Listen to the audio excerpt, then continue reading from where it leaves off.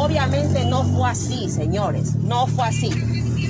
Este perito tenía un expediente completo para poder realizar un informe claro y no lo hizo.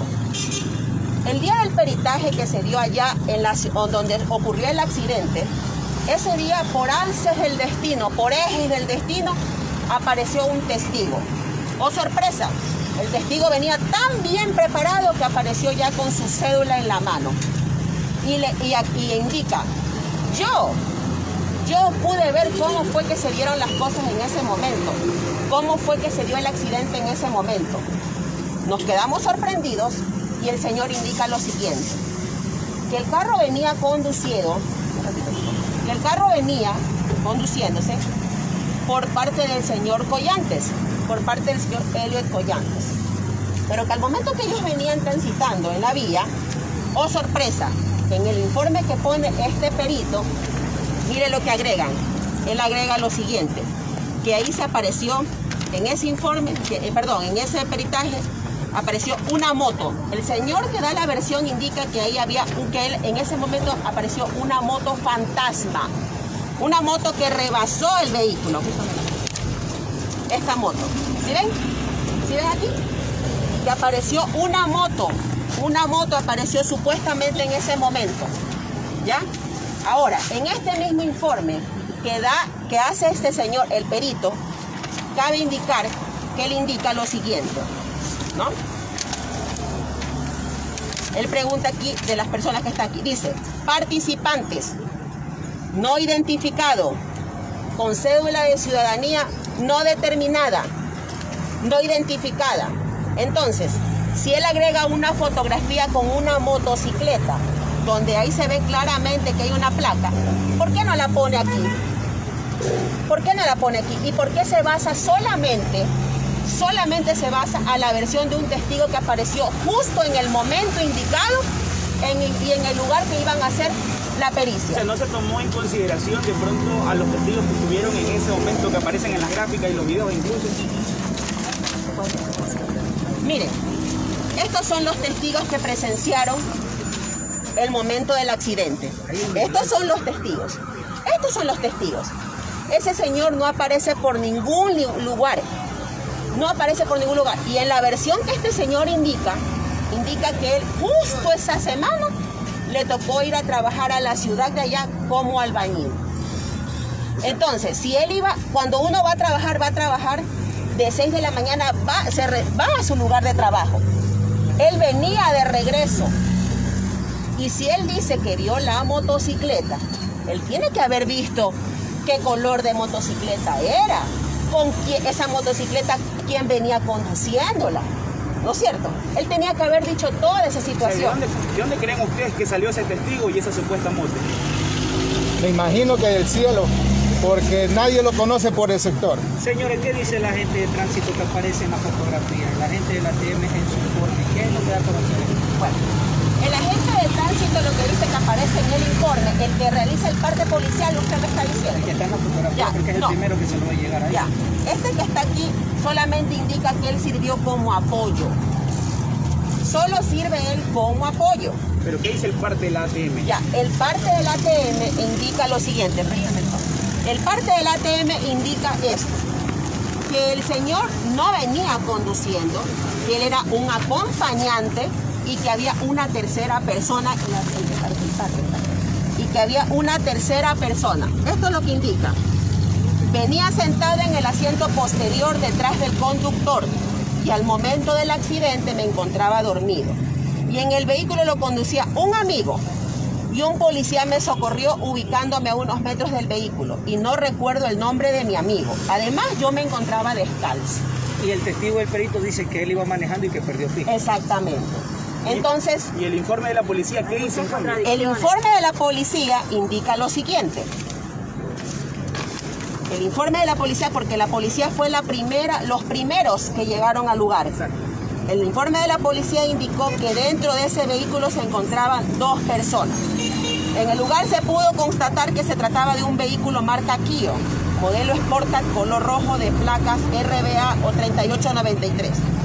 el cual presumiblemente había perdido pista posterior que impacta contra un árbol de igual forma, percatándonos que en su interior se encontraban dos ciudadanos, uno de sexo masculino y uno de sexo femenino. O sea, ahí en cambio solo se habla de 2 personas, pero el de la ATM dice que habían 3. Exactamente. O sea, se contradicen. Se contradicen totalmente, porque cuando llegaron los policías al lugar de los hechos, ellos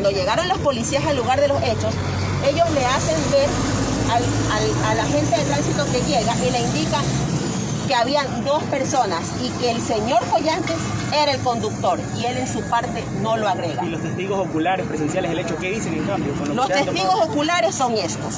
¿Ellos qué dicen? Ellos dicen, este señor que ustedes ven aquí, este señor de verde, este sale en todos los videos. Este señor indicó claramente que él fue el que lo ayudó a bajar del vehículo. Este señor indica eso. Este señor que está aquí. Porque habían 2 personas. Habían 2 personas. Y ahí, para seguir con el tema del peritaje que se dio y el informe pericial que se dio, este señor agrega en este informe, que está lleno de total inconsistencia, de total contradicción. Miren lo que él pone. Él les pone un análisis de velocidad, donde él le pone que se produce el impacto que es de 80.19. Podemos indicar que con un impacto de 80.19 no se va a dar el impacto que se dio a este vehículo de esta forma. Porque además, por allá por la vía Febres Cordero, no hay radares. ¿Cómo puedes tú poner un límite de velocidad? Ahora bien, hay una situación que la ciudadanía también ha estado expectante, unas gráficas que aparecieron en redes sociales con un sobre la humanidad de su hija, aparentemente con algún tipo de sustancia. ¿Qué tienen que decirle ustedes a las personas, a quienes observaron este tipo de escenas? Bueno, ¿y cuál es la situación de ese tema ahí? A ver, las únicas personas que manipularon el cuerpo de nuestra hija fueron los agentes de criminalista y los agentes de tránsito. Ellos fueron los únicos que pudieron manipular el cuerpo de nuestra hija al momento que llevaron en la ambulancia de medicina legal, que la llevaron y la trasladaron a la morgue, ¿no? Ellos tenían que haber actuado bajo la orden o bajo la supervisión del fiscal o la fiscal que estuvo de turno, ¿no? Porque tampoco le ordenaron a este señor hacerle la prueba de alcoholemia. Entonces, al momento que a nuestra hija la llevan, ¿no? La llevan acá a la morgue. Ellos fueron los únicos que pudieron haber manipulado. Y hay un video, señores, claramente que se ve al señor Collantes que le está sosteniendo a la bebé la parte de su hombro, donde se ve claramente que él algo le quiere estar poniendo ahí. A lo mejor en esa situación no se lo logró poner, y los agentes que estuvieron ahí se pudieron haber dado cuenta, y al momento que ellos manipularon el cadáver y se lo trajeron a la morgue, se lo tienen que haber puesto en ese momento, o si no, dentro de la morgue. Porque no era reconocida la joven, incluso cuando estaba en la morgue. ¿Por qué fue eso que no se lo pudieron reconocer? Eso yo me pregunto. O sea, ¿por qué se hizo eso difícil claro, ¿tenía documentación, de pronto celular? Ella cargaba en su cartera su celular y cargaba también una tarjeta de débito donde decía su nombre y su apellido.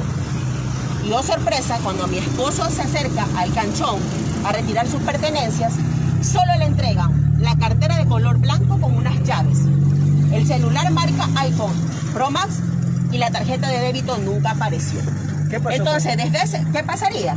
Que ellos ocultaron la información para que de todas las formas habidas y por haber, el señor se dé a la fuga y simple y llanamente nosotros como padres nos quedemos con el dolor de que nuestra hija había tenido un simple accidente de tránsito, porque desde sus inicios ocultaron la identidad de nuestra hija, cuando en la tarjeta de débito decía claramente su nombre. ¿Y el celular? ¿Qué pasó? Ya. Además el conductor sabía quién era, pues, se supone. Cuando al conductor le preguntan que quién era la señorita, él lo único que sabe indicar es que él no la conocía. ¿Cómo es que él indica que no la conocía cuando en las versiones que él indica, él sabía su nombre y su apellido? ¿Y el celular? El celular. ¿Aparece en milagro el celular?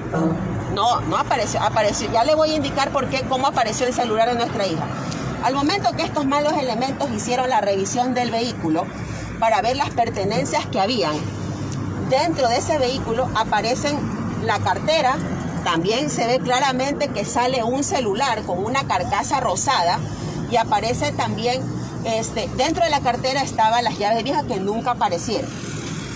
Los policías de la Policía Nacional, ellos obviamente se dieron cuenta que ese celular era de nuestra hija. Entonces ellos encontraron el celular y le entregan a los agentes de tránsito que en su momento estaban ahí. Y le indica a uno de ellos, porque en ese momento actuaron 4, le indica a uno de ellos: aquí les entrego el celular que acabamos nosotros de presenciar, y le entregan ahí en las manos de uno de ellos. Estos señores no ponen el celular, no lo ponen en cadena de custodia. Ellos no lo pusieron en cadena de custodia. Ellos se llevaron el celular de nuestra hija. Y estos malos elementos lo fueron a vender a la ciudad de Milagro y aquí en la ciudad de Babahoyo. ¿Se lo rastrearon ustedes? Nosotros lo tuvimos que rastrear y lo encontramos. Ahí es que mi esposo se pone en contacto y para devolvernos este celular, él tuvo que pagar $200 a esa persona, porque aparte de eso no lo pudieron desbloquear, porque esto no se puede desbloquear así como se desbloquea otro tipo de celulares, porque este celular tiene otro tipo de seguridad. Entonces, eso fue lo que hicieron con el celular de nuestra hija. Miren,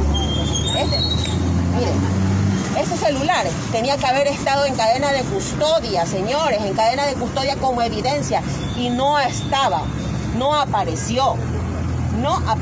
Ellos se lo llevaron. Estos malos elementos lo único que hicieron fue, y se ve claramente que fueron ellos. La persona que vendió el celular, ¿qué le dijeron? ¿Quiénes le vendieron a él? Fueron anónimos. Fueron anónimos. Por miedo, porque sí, estaban por temor. amenazados. Ya están amenazados estas personas. Y a lo que yo me quiero indicar es que todas esas personas que ustedes ven ahí en las fotografías, que fueron testigos presenciales, el día que hubo el peritaje, ninguna de esas personas salió. Todos estaban dentro de sus domicilios. Y asumimos que esas personas están o amenazadas o amedrentadas, porque se ve claramente en videos que hay muchas personas que están alrededor, inclusive este señor que ayuda al señor a salir del vehículo. Y cuando han tenido que venir a rendir versión, ninguno lo ha venido a hacer. Pero la autoridad no lo puede citar, obligar a asistir. Manipulación acá Por supuesto que tenemos miedo. ¿Saben por qué tenemos miedo? Porque si se ratifica este informe, donde está lleno de inconsistencias, lleno de anomalías, lleno de falsedad, donde solamente este perito se basa a la versión de este señor, que aparentemente fue testigo presencial. Digo aparentemente porque ese señor en ninguno de los videos se lo ve. En ninguna de las fotografías que se ha tomado él está presente. Entonces, ¿cómo es posible que este perito solo se base a este informe?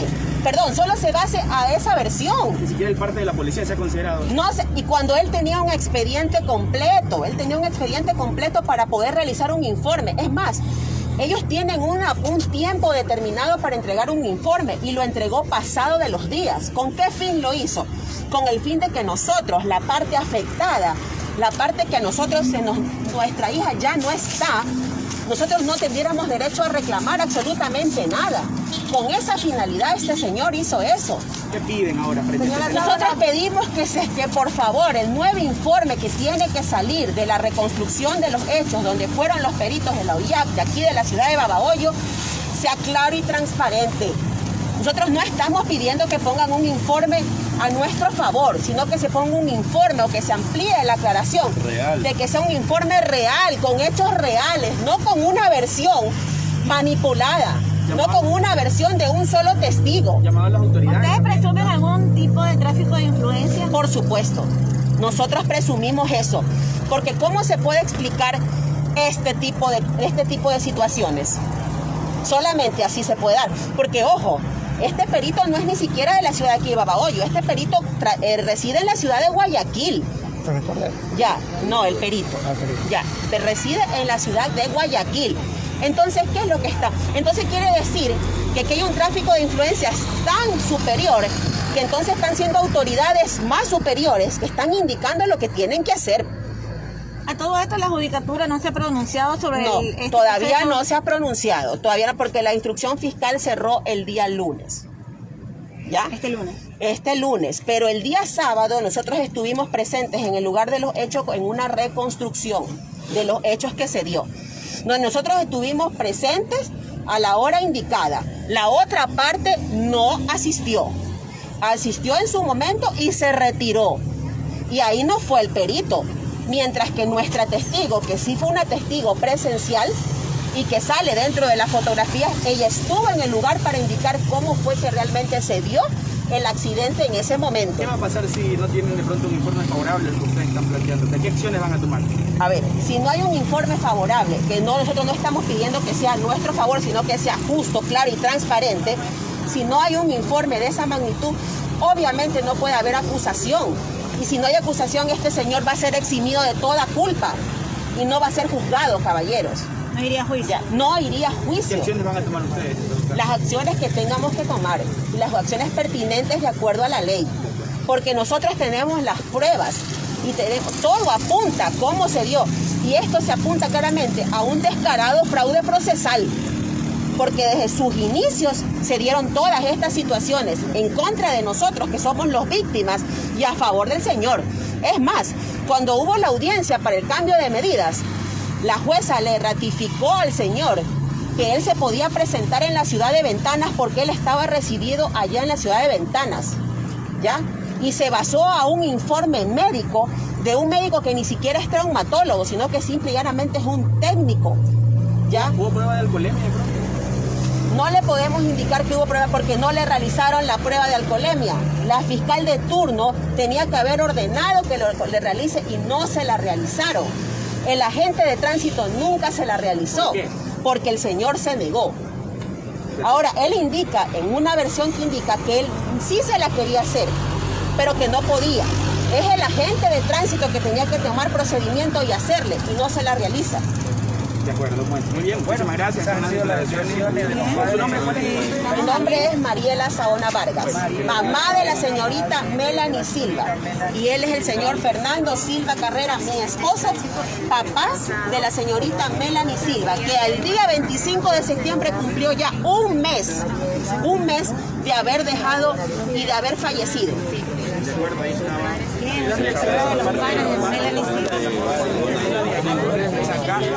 Un ratito, por favor. Queremos hacer un llamado a las autoridades pertinentes de este proceso, a la Fiscalía, a la Unidad Judicial, a donde sea que vaya a acudir este proceso, que por favor sean objetivos, que se dejen ver por las pruebas que nosotros estamos presentando y que por favor, que sepan que tienen que actuar en derecho. Y como tal, como confirma la ley, aquí tiene que haber justicia. ¿Qué es el significado de justicia? Es darle a cada quien lo que le corresponde. Ya, nuestra hija merece justicia porque ella era una joven que apenas tenía 20 años. A ella se le truncó su vida por un accidente de tránsito, como lo quieren hacer ver tan sencillo y normal con consecuencias lamentables. No fue así. Ahí hubo algo mucho más. Y nosotros vamos a ir hasta lo último para demostrar. Queremos que por favor las autoridades que están pendientes de este caso, que actúen de acuerdo a lo que deben de actuar, con claridad, objetividad, y que actúen más que todo, que sean justos, Sí, y que se esclarezca lo que realmente sucedió. Si no es accidente de tránsito, entonces ¿qué presumen ustedes que fue? Bueno, eso fue un accidente de tránsito, pero aquí hubo algo mucho más interno que un accidente de tránsito. Aquí hubo algo mucho más que nosotros tenemos que irlo demostrando. Pase proceso a proceso como se vaya dando el proceso, amigo. De acuerdo, ¿Ya? muy bien. Nosotros no podemos adelantarnos a indicar algo porque caeríamos en algo que nosotros no tenemos todavía, pero eso se tiene que demostrar con documentos, con pruebas, con todo lo que posee en un proceso. De acuerdo, Ya. perfecto. ¿Tienen Muy bien, conocimiento se del resuelve paradero en del todo caso, joven que en este caso está siendo acusado? Según el caballero, reside en la ciudad de Ventanas. Según el caballero, reside en la ciudad de Ventanas. No sabemos si es verdad o es mentira. Eso no lo podemos decir. Pero le pedimos a los comunicadores, le pedimos también a las personas que están en la OYAT, aquí en la ciudad de Babahoyo, que realicen un informe tal como debe de ser, tal como se debe de realizar. Transparente. Transparente, por favor, pedimos transparencia y claridad, ya, que sea un informe que sea de acuerdo a lo que se debe de dar con las pruebas que se tienen. Es lo único que pedimos como padres, como familia, como personas que estamos atravesando un dolor que no se puede reparar. Muchas gracias. Ahí está justamente los padres de familia, la joven justamente Melanie Scarlett.